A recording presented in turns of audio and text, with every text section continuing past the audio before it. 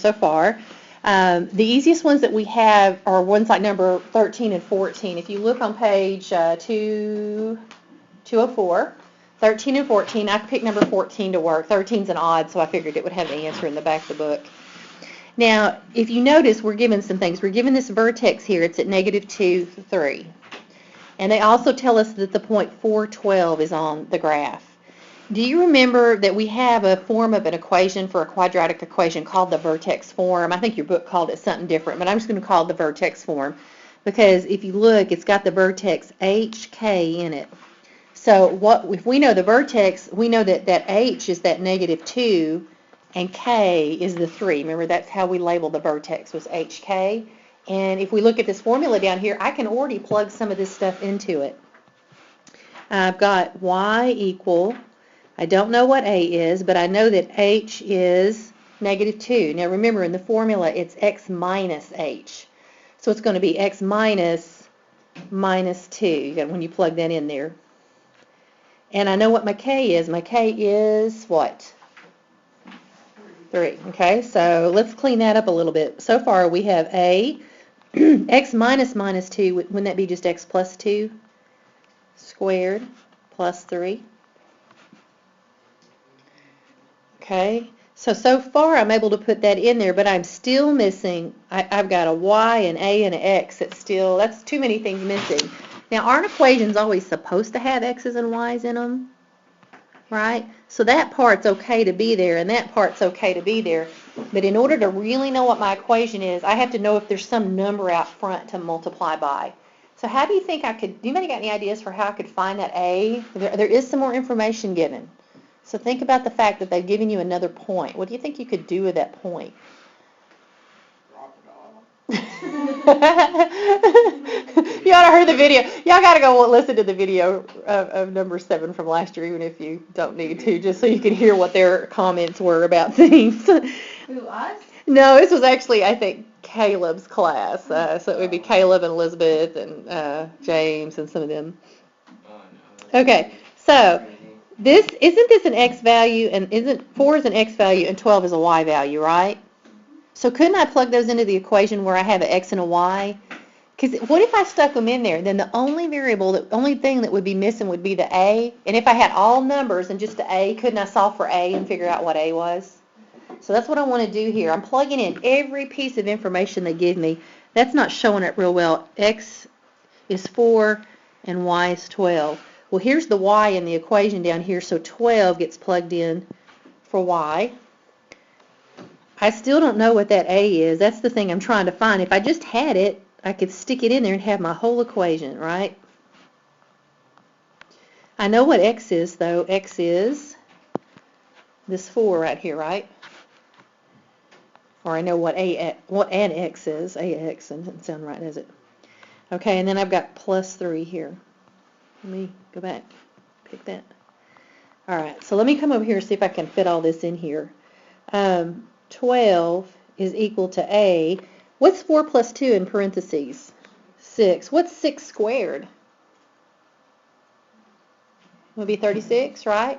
So A times 36 plus 3. Hey, I'm going to be able to find that A pretty easily now that I plugged all that stuff in there. Charlotte? For the parentheses, the squared, wouldn't you do 4 plus 2 times 4 plus 2?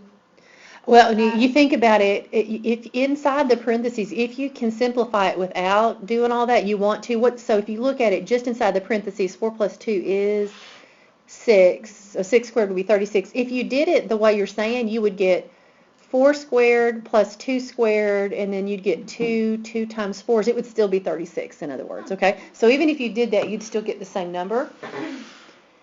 So let's see, when we subtract 3 from each side, and when I get 9 is equal to 36A, if I subtract 3 from both sides, right? Yeah. Now if I want to get A by itself, what do I do?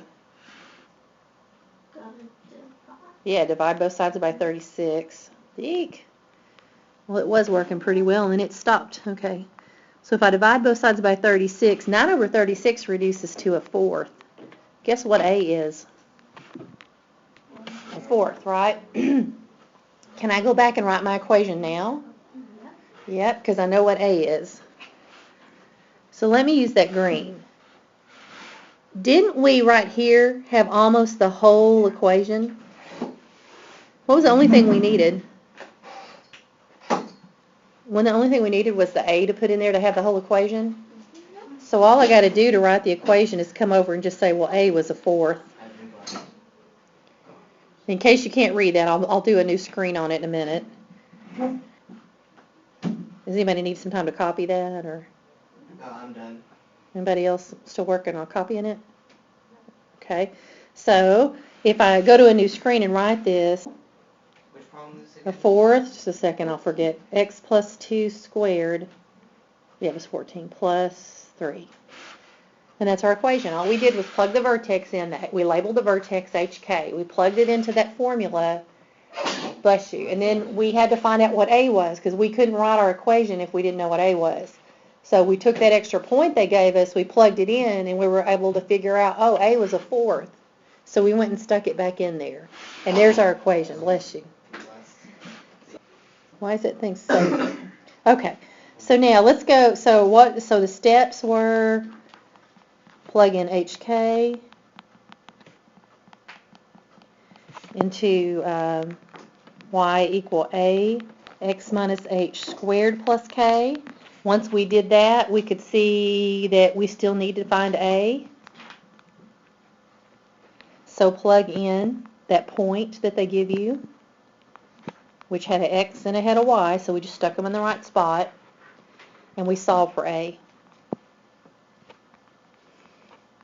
And once we had a, we stuck that in, we stuck our h and our k in, and we had our equation. So this one is the easier type. Okay, so now I'm going to go do number one. We'll just do number one. So here's what you do, and again, there's a video over this same idea, but it's doing number 7. So if you still need help after we get through today, you know, there's number 7 out there that you could watch, but I'll make sure I don't do that one today. That way you've got, and it's kind of interesting. I would go watch it if you're stuck at all, just because you can hear some of the things that other students said and where they were confused, and I think it might help you. And y'all speak up too, because it would be helpful.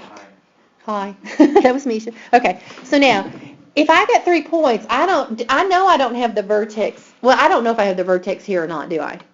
I can't assume I do. I don't know what this equation is, so there's no way for me to know if I have the vertex. So in that case, all I've got to use is this other equation, y equal ax squared plus bx plus c. Okay? Now, I have a whole lot of x's and y's to plug in. This is kind of weird how you do this. What we're going to do is we're going to make a system of equations. We're going to have like a plus 7b plus 6 is equal to some number. We're going to actually use the matrix idea in our calculator, okay? We could do that by hand, but again, each problem would take a couple of pages of work, and I know y'all aren't into that, and that's what calculators were created for, okay? So here's what I'm going to do. I'm going to take each point one at a time. For instance, I'll take this point, I'll do each one in a different color. I've got the point 1, 6, and I'm going to plug it into y equal ax squared plus bx plus c. And my y here is 6, right? So I'll put 6 here, and my x is 1, so 1 goes in those parentheses. And I got to simplify that. 1 squared is just 1 times a, so that's just going to be a. B times 1 is just b, and then I got c. Now what I'm going to do with these, I'm going to make 3 of these equations like this, okay? And what I'm going to do is put them in a table and then go use the matrix part of my calculator. So do you remember how when we did that, we would enter it in? I'm going to make the a's go first. You know how it was x, y, z, and then we had our constant term out to the right when we made our table? I'm going to put a, b, c constant term, okay? So on this first equation, wouldn't that be a 1a would be the coefficient, and a 1b, so I'd put a 1 here in the table, and a 1c, and that equals to 6, doesn't it? You see how I'm just going to take the coefficients and make a table out of it? How do you put that in the calculator? Oh, we'll do that in a minute. Right now we got to do this, okay? It'll mess the video up if I stop. What's the word? Yeah, it's going to be a 3 by 4. So if you're thinking about putting this in the calculator, we'll do that in a minute. I won't be able to do it on the video because I can't show that. But this is going to be 3 equations, and they're each going to have 4 slots in them. So it's going to be a 3 by 4 in the calculator. We'll go do that together in a minute. All right, now I got another point to plug in, and it's 326. I'm going to do the same thing with it. This is how I'm going to get 3 equations, because if I have 3 unknowns, if I have 3 equations, I can find out what A, B, and C are. They're what's missing, because the X's and the Y's, they stay in the equation, don't they? It's the A's, B's, and C's I need to find out. So I can figure out what they are by making this system of equations, and I can solve that in my calculator, which is what I really want to do. Now if I plug in, again, I'm always going back to this equation right here. Y is 26 here. A times x squared. Well, in this case, x is 3, isn't it? B times x. Well, again, x is 3. And then plus c. So let's simplify that. Isn't 3 squared 9? So 9a would be that one. I know the 9's going to go over here in my table. And then 3b. So my second, for my second equation, that second entry would be a 3. And what's the coefficient of the c? 1. Invisible 1. So I'm going to put a 1 there. And then my constant is the 26. I just got to remember that, usually we put the variables first and then the constant goes in that last column when we use these matrices in the calculator. Now I got one more to do because I have the point -2, 21. Okay, so again, y is 21. And then I'm supposed to say a times this x squared up here. So it's ax squared plus bx plus c. Okay, but what am I plugging in for x now?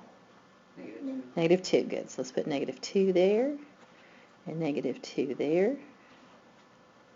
Okay, so it's going to be 21 is, -2 squared is what? 4. 4. Good. Positive 4. 4a. So 4 is going to go here. And then -2 times b would be a -2b. So I'm going to put a -2 right there in that second column where my b coefficients go. And then what's the coefficient of my c going to be? 1. 1, okay? And then my constant term is 21. Now, you may want to get that matrix list out that I gave you for notes, and you can use it on your test if you don't remember how to do this. We're going to turn the video off now and go do this just to kind of talk you through it. You're going to do all this in the matrix part of your calculator, and that's second x to the -1 is how you access it. But I'm going to have to turn this off now because I can't show it on the video anyway.